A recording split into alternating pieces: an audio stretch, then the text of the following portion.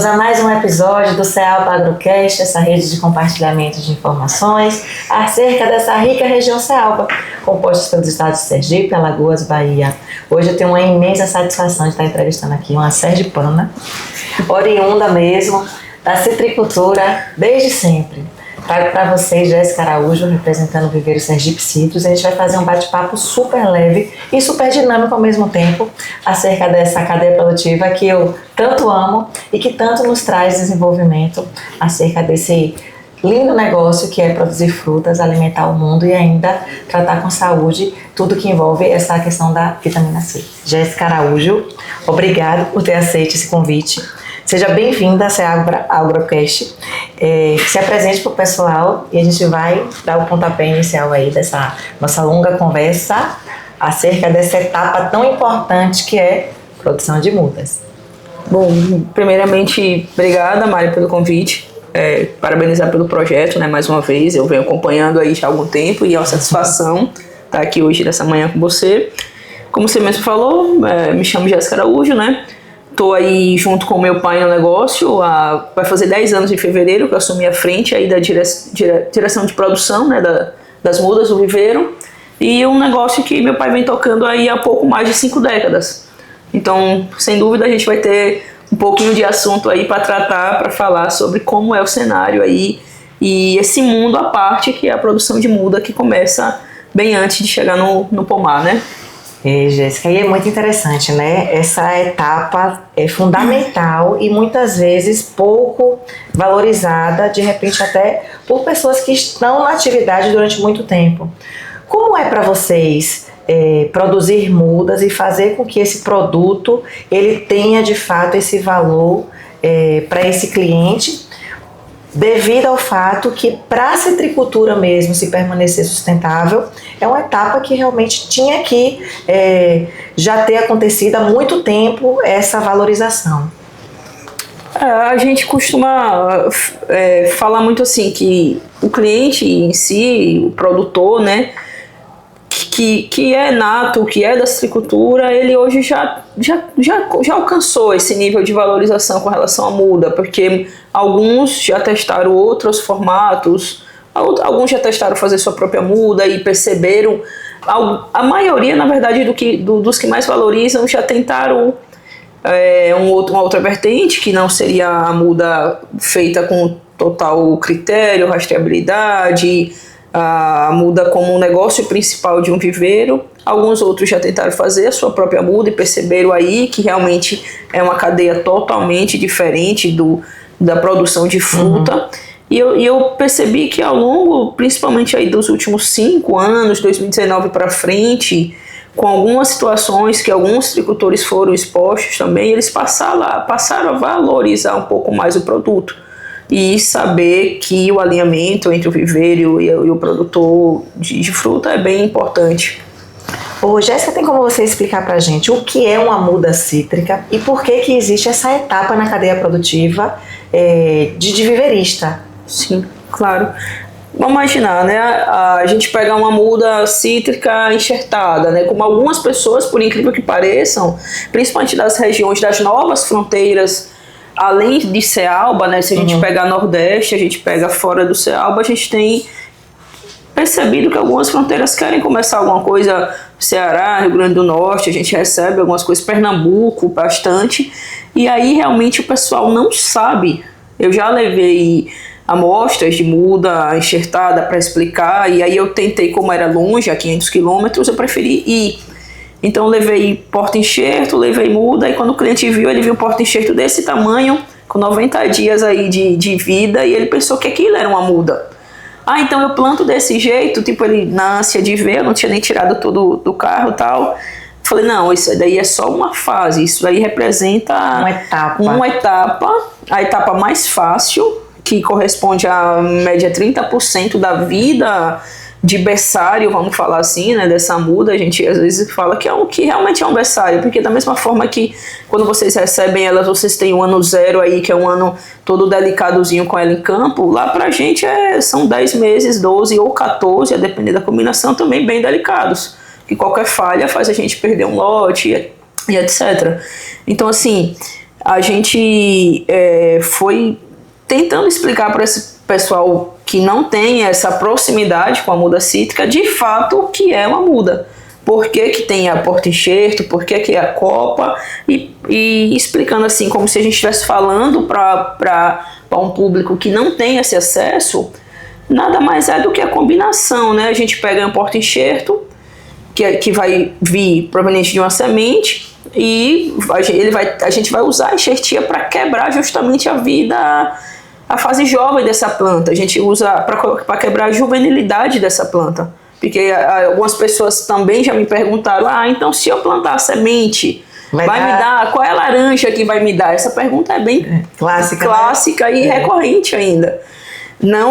Hoje não tanto no Cealba, mesmo quando a gente pega Alagoas, que é um estado que aos pouquinhos planta alguma coisa, mas quando a gente pega fora do Cealba, a gente ainda recebe essas perguntas.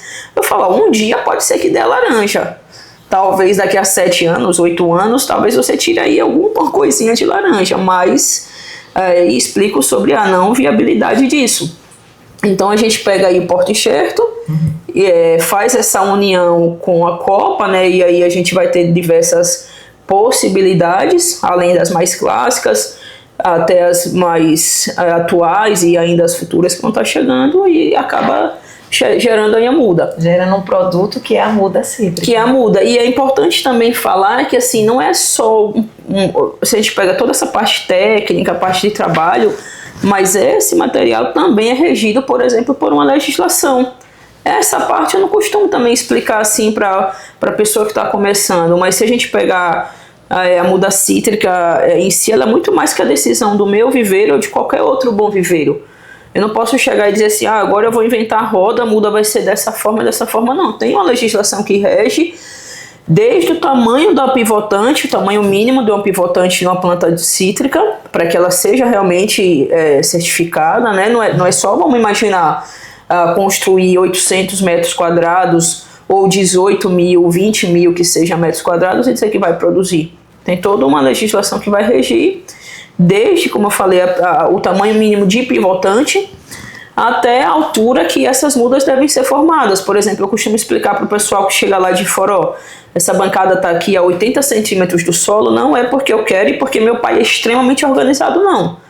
Meu pai realmente é psicopata com organização e eu acho bacana isso, então já entrei lá nesse cenário, então eu só segui, né, o curso dele. Mas a gente precisa respeitar uma legislação que pede no mínimo 40 centímetros do solo, senão você fazia todo o resto e mesmo assim você não tinha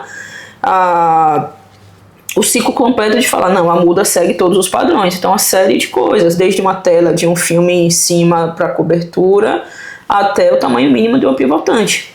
Perfeito. Ô Jéssica, como você bem falou que seu pai está quase completando aí 5 décadas, né?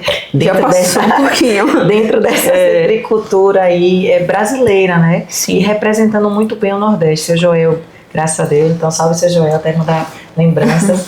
Conhecido nacionalmente, né? Nesse papel dessa primeira etapa, que é a formação de mudas. Como é ver essa citricultura se desenvolver e estar atualizada ao mesmo tempo para poder entregar para o citricultor materiais, né, que representam tanto sanidade quanto potencial produtivo aí a essas adaptações dentro dessa citricultura brasileira? Então, eu falava sobre isso na terça-feira pela manhã, na quarta pela manhã, que a gente meio que foram sonhos assim que foram acontecendo, claro que com muito trabalho, né? Meu pai, ele começou com 9 anos de idade, então hoje 51, 52 anos aí, respeitando cada etapa. E o que a gente percebe é que assim, na cadeia de mudas, e eu acredito que em todas, assim, eu não digo, o meu negócio é mais difícil, não. A gente está ali na pontinha da cadeia, tem algumas circunstâncias, mas aí quando passa para a próxima etapa a gente vê que também não é fácil produzir fruta, também é bastante difícil. Só que eu acho que ele foi muito resiliente, e é isso que eu também carrego para o momento atual. Aí a gente pensa, lá atrás passou por muita dificuldade, hoje passa por outras dificuldades, e uma das dificuldades ou obstáculos foi justamente assim, essa nacionalização que a gente buscou, e foi sobre isso que eu falava na quarta pela manhã. hoje a gente tem a satisfação gigante, não que ser o maior viveiro de Sergipe, estar entre aí, com certeza, os 3 maiores do Nordeste, a gente não fica nessa briga para saber, mas a gente sabe que está, e ser reconhecido nacionalmente para ter demanda para estados de outras fronteiras agrícolas além do Cealba, isso é uma satisfação muito grande, e realmente você tem que ir buscando,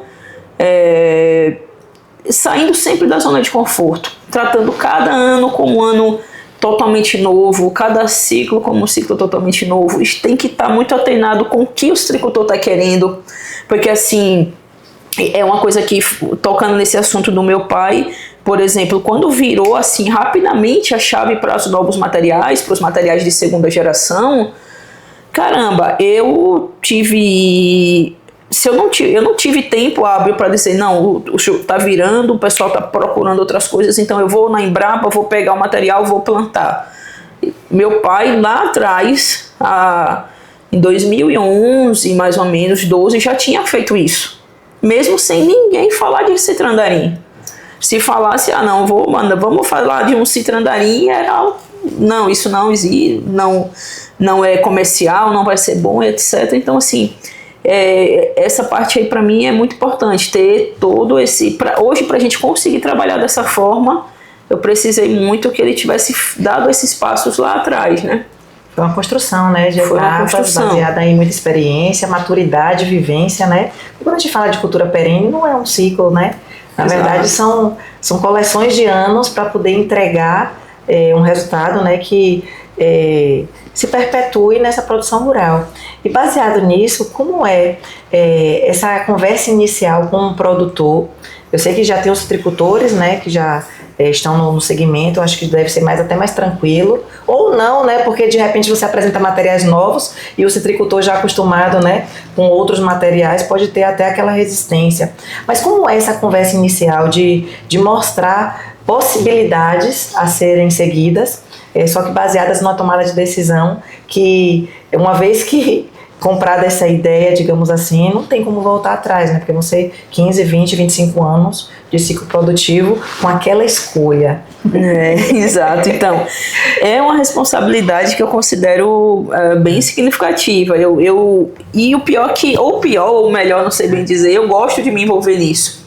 Gosto de me meter, digamos assim. Claro que com todo o respaldo, você vê que é um citricultor que é mais fechado, que não quer muita opinião, que já chega com sua ideia de projeto pronto, com a distribuição de materiais, eu vou respeitar totalmente.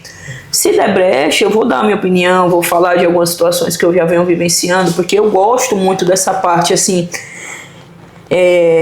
eu não, conversando assim com meus clientes mais íntimos, mais amigos, eu não falo que é uma visita de pós-venda, é porque eu amo vê-las, como eu já visitei aqui alguns pomares de vocês, é uma satisfação muito grande para mim ver aqueles primeiros arranquios em campo, aquele ano zero, depois o ano de começar a produzir. Então eu sempre busco isso para falar, eu fui lá em Mariana, em Wagner, eu vi isso aqui, é um solo parecido com o seu, esse material está se destacando. De repente, quando é um citricultor que já é muito bem assessorado, eu sempre falo, a decisão final é sua e do seu consultor. Eu só estou dando aqui a minha opinião, um pitaco, uma conversa mesmo de forma mais informal. E hoje, claro que acredito que pelo pessoal começar a acreditar um pouco mais na nossa vivência, muitos me perguntam de fato, Jéssica, o que é que você acha? Só que aí eu trago de novo o ano de 2019.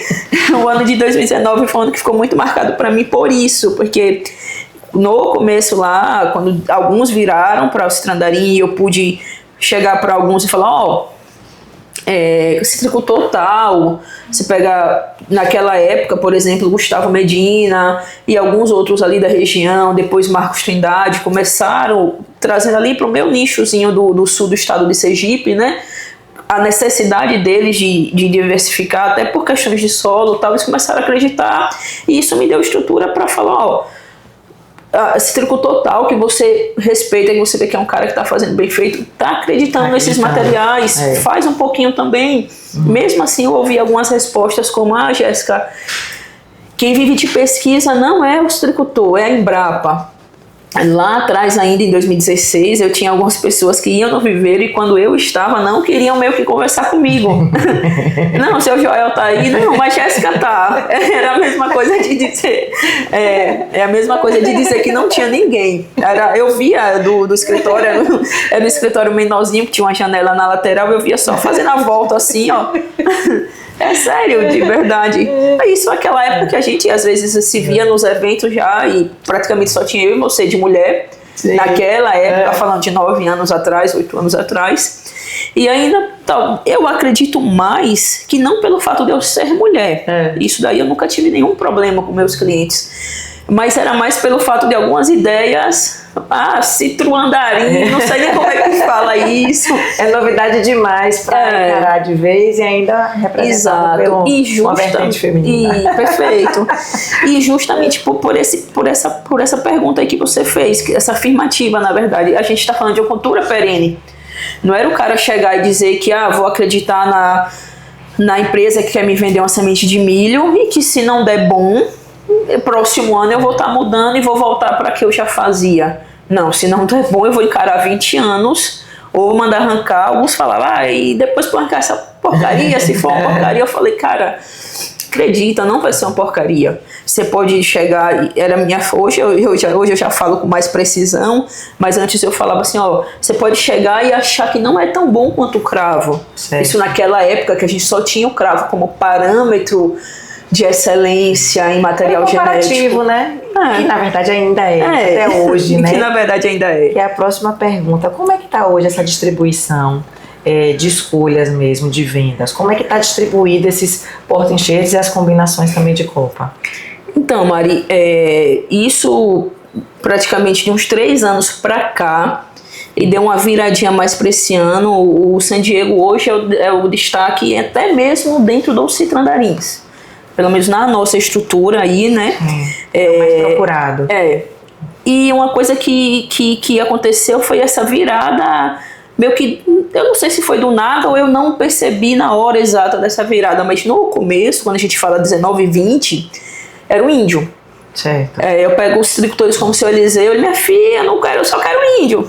Tipo assim, eu lembro exatamente como ele falava. E ele é uma das nossas referências, né, dos grandes produtores. Para ele não existia a denominação citrandarim. Era índio. Era índio, já estava... Exato, era muito direcionado ao índio. E ele também já tinha campos naquela época, né, como ele também aí já produzia a própria muda há muitos anos. E se falasse assim, Riverside e San Diego, ele falava, não sei não, esses não quero. Só que mesmo eu falava assim para ele, o seu Eliseu, são irmãos gêmeos, pense assim. E igual ao seu Eliseu, muitos outros também. Então, aí depois a gente foi desconstituindo isso, tentando mostrar um pouco das diferenças, ainda que ínfimas, de cada um deles. Hoje, para ser mais exato, a gente tem aí 24% de tudo que é feito no viveiro em cima do San Diego, 23% está no índio e 23% está no Riverside, certo, e 21% está no índio. Somando os três aí, a gente vai ter o quê? 75%, não é isso? Eu acho que 74% de tudo. Então o cravo ficou na minoria mesmo. O cravo aí ele vai estar ocupando a 4ª posição hoje, Mari, principalmente nesses últimos 2, 3 anos, como eu falei no início da resposta, né? Sim. Deu uma virada, essa virada do cravo eu pude perceber, foi meio que de um ano para o outro, abrupta. Teve ano aí que a gente saiu de fazer 600 mil mudando em cravo, para no ano seguinte fazer 120, 150 mil. Nossa! Isso falando aí, pegando o ano de 22, que eu lembro muito bem. Da gente, enfim, saber que foram decisões que... Eu acho que o resultado, se você pegar 2019 a 23, dá mais ou menos ali 3 anos, quando a planta está mostrando seu potencial, a junção dos que já acreditavam com os eventos, fazenda, ver lá e perguntar, Mari, o que é isso? Porta-enxerto é diferente? Você falar um pouco sobre isso, o pessoal foi acreditando. Jéssica, tá para chegar materiais novos, né? Isso, tá para chegar materiais. Como é que isso vai se apresentar para o citricultor? É assim, eu acho que você está conseguindo, né, também, quando você tem um tempinho ou outro, o doutor Walter comentou que você está dando a força de acompanhar os materiais aqui na Araguari 1, eu acho, né? Sim, Ananicante, é uma gama aí de... Só em Araguari, eu acho que Araguari 1 a gente tem, eu acho que são quase 30, né, materiais. Esses materiais, eles já também vêm, tipo, quando a gente pega os citrandarins, introduzidos no Brasil em 65, licenciado só a Sum, que foi em 2003, a Tropical logo depois, mas o Citrandarim em 2011. Ó. Da mesma forma, esses que a gente vai ter, a nossa geração vai ter a oportunidade de conhecer, eles já vêm de um tempo e agora já estão em fase de quadras de experimento, outros já meio que passaram a fase de experimento e estão na etapa de validação. E a gente tem muitos materiais bons aí. Uma das minhas apostas aí é o Mata e o São Francisco. São dois materiais que eu tenho visto. Semana passada estive vendo o São Francisco em Petrolina e me chamou muita atenção do tipo assim, de eu ver as quadras e bater o olho em 1,3 hectare e falar, eu vou ver aquele lá, bem lá no meio. Porque assim, muito pequeno, extremamente carregado. E aí, conversando com a pessoa responsável lá na área, ela me falou que o comportamento tem sido esse ao longo de 3 anos, não era uma atipicidade. E o que eu estou esperando aí que a gente tenha no meio destes, porque, por exemplo, para Limácea Tahiti, a gente já tem o Frei Dragon. Certo. Que vai ter aquele, não vamos entrar em tantos detalhes, mas é uma muda um pouco mais cara, demora bem mais a fazer, no campo vai ter uma exigência nutricional diferente, vai precisar de bastante água, mas entrega resultado de performance produtiva e entrega facilidade de colheita. Então, se o produtor de Limácea da Tahiti estiver disposto a pegar esses 3 pontos que seriam, não seria negativa a palavra, mas muda um pouco mais cara, esperar um pouco mais pela muda e nutrir um pouco mais, mas em campo ter facilidade de colheita e performance produtiva, está resolvido o problema do produtor de Limácea da Tahiti com o Frei Dragon. Se ele tiver irrigação, obviamente, a maioria tem, né? Pra gente da pera, vamos imaginar, para você da laranja pera, a gente precisa desse porta-enxerto. Então a gente está nessa expectativa que nessa leva agora, dos que devem começar a ser licenciados pela Embrapa próximo ano, a gente tem alguma coisa aí para ofertar para o citricultor de material mais puxado realmente para o ananicante. Porque quando os citrandarins foram lançados lá atrás, hoje você vê que não é bem assim. O Índio e o Riverside principalmente tem uma performance de volume de copa muito parecida com o cravo, e o San Diego não pode ser classificado exatamente como ananicante. Isso, mas a gente tem muita perspectiva que vem alguma coisa aí. Que bom, né? É muito bom para a gente ter opções. E quando a gente fala de copa, porque a gente fala muito de porta-enxerto, né? E a D6, ela é o quê? 99,9% das escolhas. Quando se fala de laranjas doces, a gente... Olha, por exemplo, eu não lembro quando que eu fiz uma pera natal, vestinha, a gente até tive uma demanda bem esporádica para vestinha essa semana, nem era de muda em si, era de material genético. Eu falei, olha, a gente... Como o espaço é limitado, né, a gente tem hoje 2.000 metros quadrados para manutenção dessas plantas matrizes, a gente tem que ir tentando imaginar entender como é que vai ser essa dinâmica. Perfeito. Pelo menos de uns 5 anos. A gente tenta desenhar o cenário de 5 anos à frente e pode mudar quando a gente vê essas questões. Eu percebo que, assim, que quando a indústria está um pouco mais forte, o citricultor ainda pensa em de repente fazer diversificar. Uma pinápole. A gente tem grandes produtores, a gente tem Alfredo Góes, por exemplo, um produtor admirável aí da pinápole, tem uma fruta de muita qualidade, uma laranja que produz bastante. A gente participou aí da propagação de alguns materiais dele, mas quando a indústria já dá uma esfriada. Fala, não, deixa eu ficar aqui quietinha no minha D6, que dá tudo bem, tá tudo certo. E uma questão bem legal da D6 é a versatilidade no material. Eu pude recentemente ver D6 em algumas outras regiões do país, e recentemente um grande amigo meu foi visitar uma área que eu não pude ir, em Roraima, de D6, cara, indo muito bem. Então, assim, a gente tem mandado alguma coisa para São Paulo também de material genético da D6. Recentemente eu mandei 280 mil borbulhas de D6. E a gente está falando de um estado que tem as suas barreiras com os seus materiais próprios, né? Então eu fico bem contente com relação a isso, de ver a D6 ganhando um espaço que é merecido. Está no caminho certo. Está no caminho certo. E não viver. Essa soma de expertise eu acho fantástica, é tão lindo. E eu também sou apaixonada pela citricultura. Estar participando disso tudo é mágico.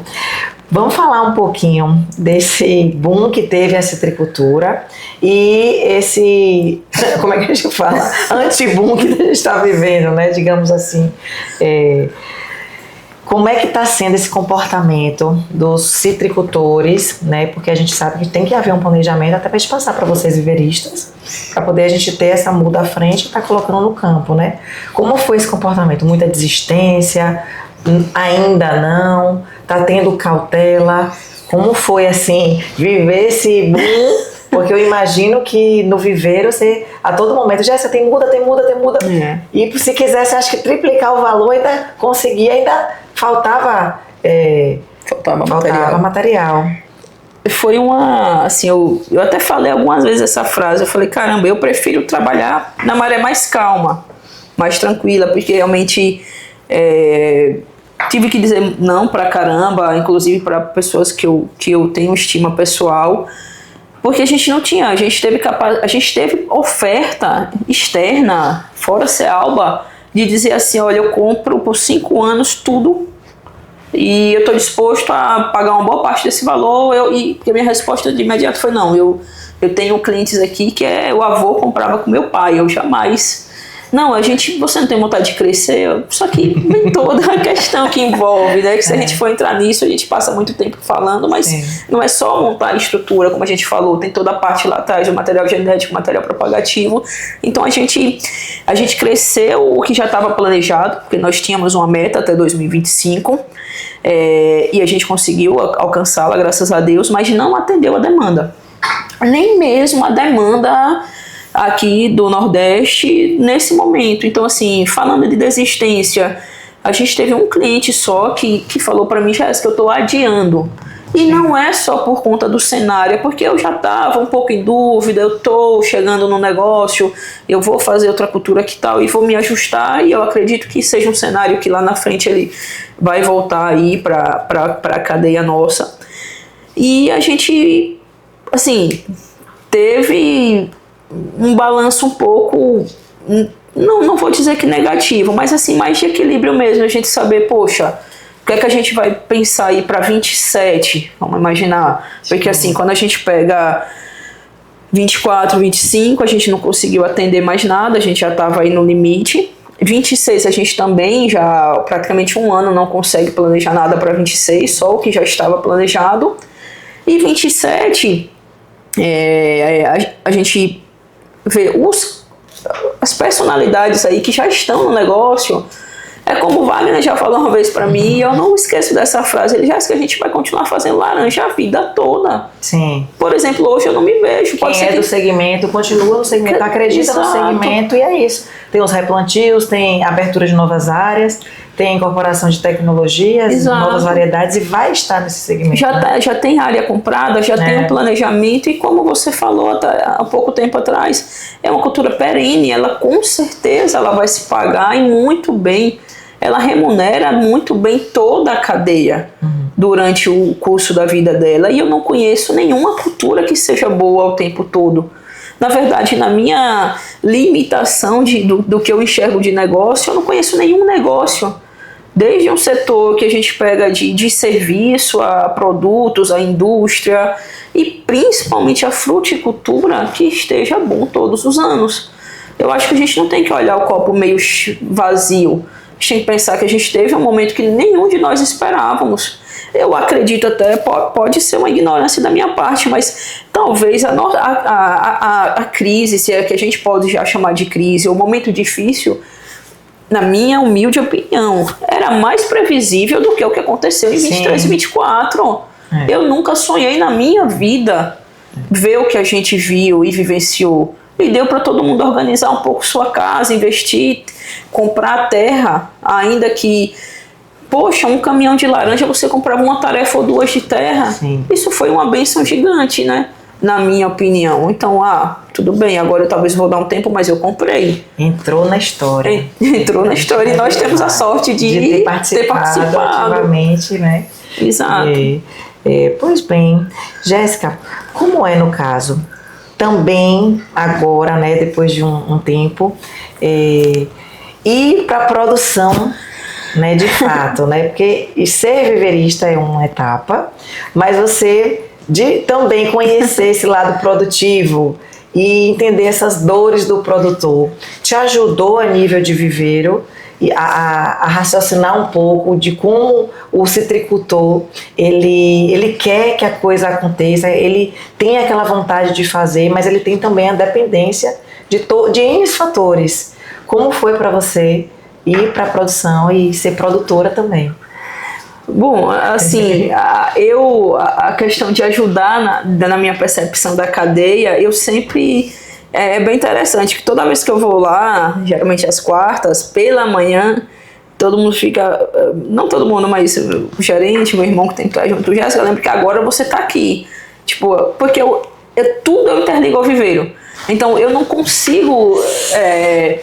Um amigo meu, que já até prestou trabalho pra gente, falou, quando começar a dar dinheiro, você vai se apaixonar. Porque eu falava, cara, eu não consigo me apaixonar tanto pelo processo de produção de fruta como eu sou com o processo de propagação do material. E assim, já deu muito dinheiro, inclusive. A gente acabou vivenciando também um pouquinho, algumas áreas nossas, ainda que pequenas estavam, e eu não conseguia, assim, ter essa... eu admito, não tenho essa paixão tão grande pela produção da fruta. Sim. Acho muito bacana, só que quando eu vou lá, eu vou olhar, caramba, tem um detalhe desse tamanho no San Diego que tá... Eu olho com essa perspectiva. Eu não procuro muito detalhe produtivo. Eu procuro mais características que me ajudem, e ao certo ponto também, a entender melhor o perfil e oferecer o melhor para o meu cliente, meu parceiro aí, né, quando fala na questão da muda. E eu não vou dizer que eu tento mudar isso, mas eu falo, não, eu tenho que entender que eu gosto, não é que eu não gosto, eu acho muito bacana. Mas o meu olhar mesmo é para o viveiro e para aquela parte. Eu sou muito apaixonada pela propagação vegetal, assim, no nível que... Os bebês, é lindo mesmo. Que eu chego lá e, tipo, quando eu pego ali, eu pego uma semente que saiu do campo, que foi tratada, que eu olho para lá e falo, caramba, pronto. Essa semana passada eu entrei no telado no nosso mais novo, a estrutura, e eu olhei assim, falei, eu tava até com o Du, e olhei assim, 155 mil mudas, só de citromelo swingo e limão cravo no fundo. Falei, Du, isso aqui é um mundo, pô, isso aqui, você olha assim, sabe, você olha dentro de um negócio pequeno, isso aqui você imagina, eu falei assim pra ele, uma pessoa com isso tudo aqui em campo produzindo uns 60 quilos, dá pra viver muito bem, né, Du? E ele ficou rindo, ele falou, muito. Então, assim, a gente olha assim e vê a transformação, a sementinha, um porta-enxerto, uma muda, e aí o futuro dela, essa é realmente a minha parte. E eu deixo mais a produção da fruta aí com meu irmão, que ele gosta. Eu e meu pai fala que para ele a produção da fruta é uma terapia, porque realmente o viveiro é intenso, é frenético. Eu ainda costumo sair, eu ainda estou aqui, eu viajo, mas meu pai é de domingo a domingo por anos. A gente foi falar com ele por coincidência ontem, né, quando ele teve a honra de ser homenageado lá em Buquim, recebendo a medalha José Trindade. Aí meu irmão disse, seu Joel, vamos marcar um dia pra gente ir numa praia aqui perto. Aí deu uma xingadinha. Porque na cabeça dele não tem possibilidade de ele chegar ao mesmo sábado, domingo, e não estar lá 4h30, 5 horas da manhã. E olhar todas as estruturas para ver se tá... Porque realmente, como você falou, é um berçário. E vamos imaginar que em alguns momentos, alguns bebês estão na incubadora. E estão. Sim. Porque assim, a gente depende da mão de um regador que pode dar uma erradinha, que pode trocar uma caixa. A gente tem 3 redes dentro de cada estrutura. A, B e só água. Então A é uma nutrição, B é outra. Se um cara tiver com a cabeça por algum problema pessoal e ligar a B, ele pode dar uma falha pequena que pode querer amarelar uma ponteirazinha e você tem que entrar de imediato, fazer então é muito intenso. E só que a gente gosta dessa intensidade, então eu ainda vou, um pouco, participar das decisões do cenário de produzir fruta, e meu pai só visitar mesmo. Mas os pomares de vocês são belíssimos, vocês estão de parabéns, tanto no viveiro quanto na parte produtiva, é uma vitrine. Obrigada. É interessante, eu tive a oportunidade de conhecer e realmente é muito interessante ver os materiais genéticos, a diversidade e ver, né, no caso, o futuro, né? Você vê a muda e vê o futuro dessa muda. Ô, Jéssica, a gente já está decorrendo aí para a parte final do podcast, mas eu não posso deixar de falar dessa região de Petrolina e você que está de fato lá muito presente, como é enxergar essa nova citricultura nesse novo ambiente tão tecnológico, tão profissional que é o Vale do São Francisco. Como você enxerga isso dentro dessa citricultura nossa aqui nordestina?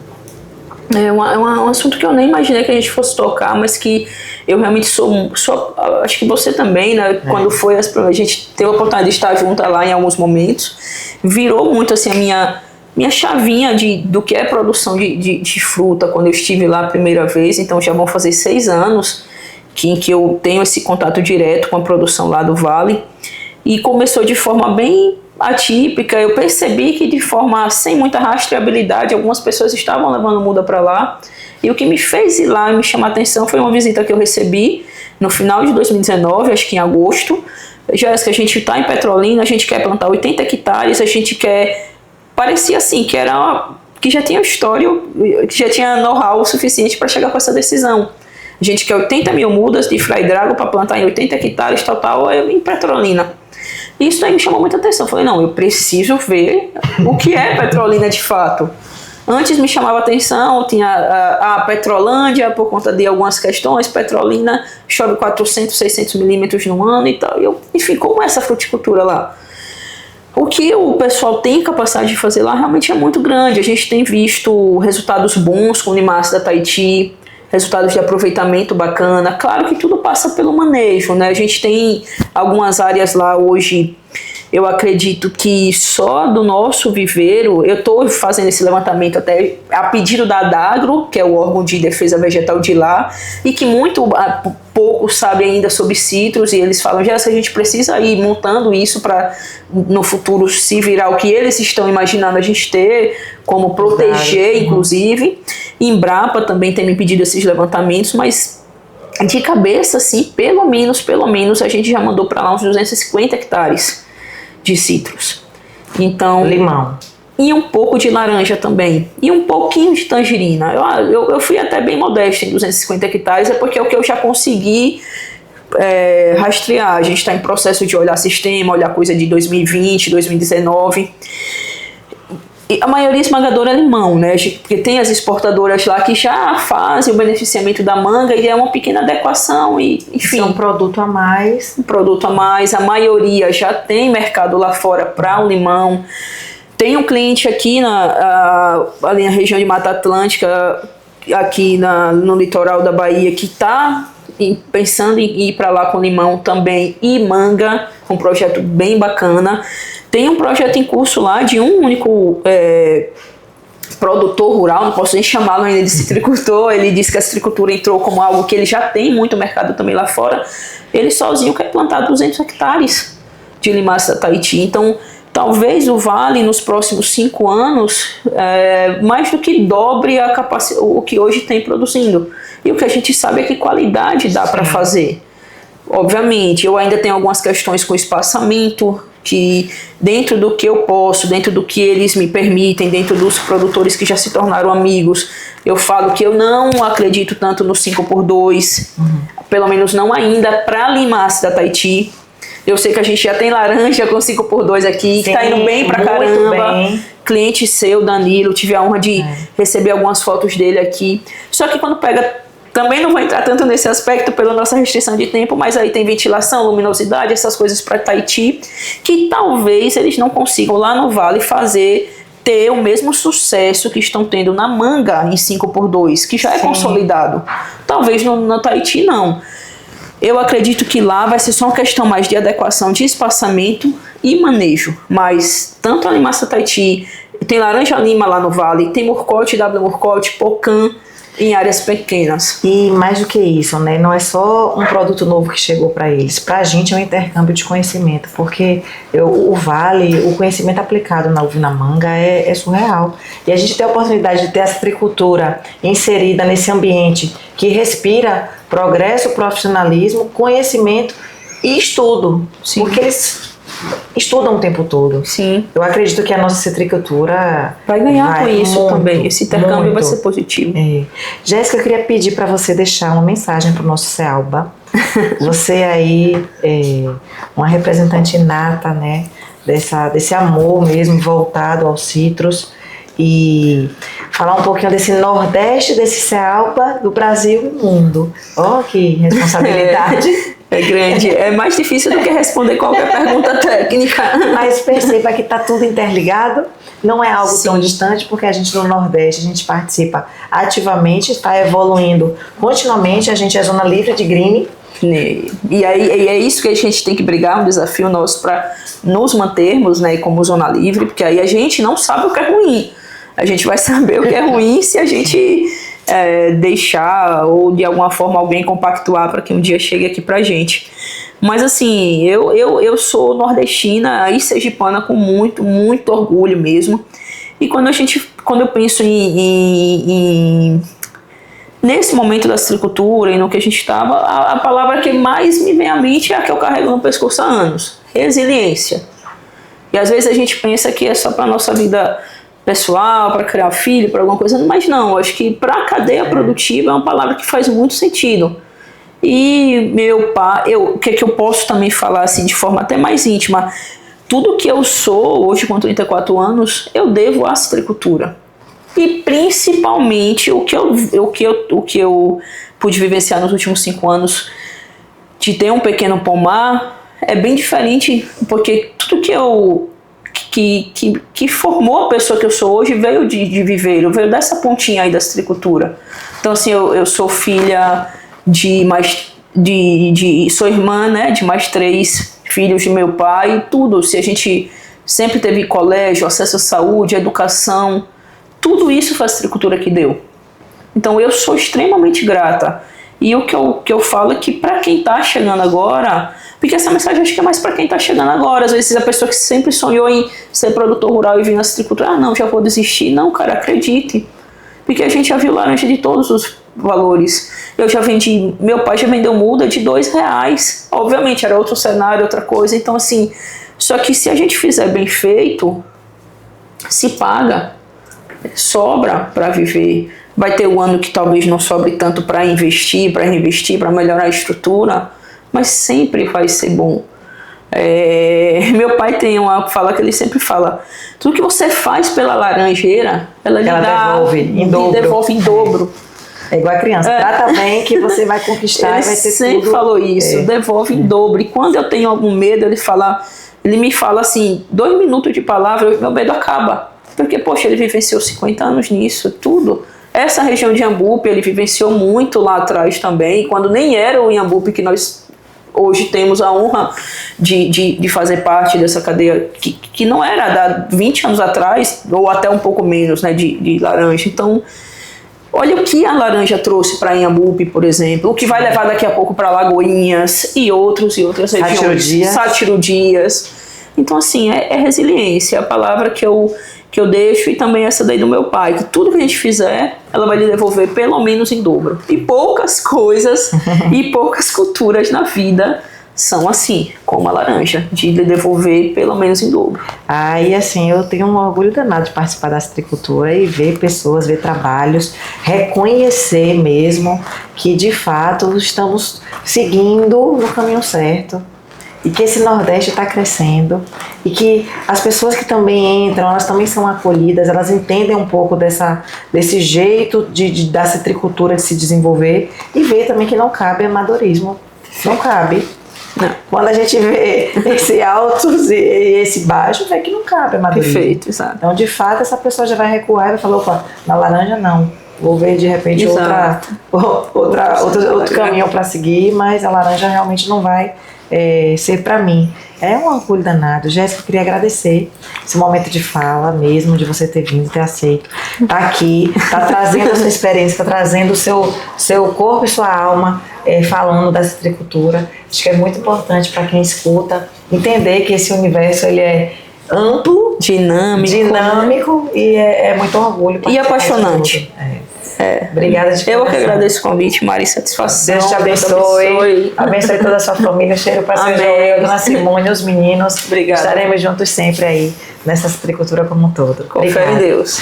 Estamos aqui encerrando mais um episódio desse Cealba Agrocast. Muito obrigada para você que nos acompanhou até o final. Até a próxima.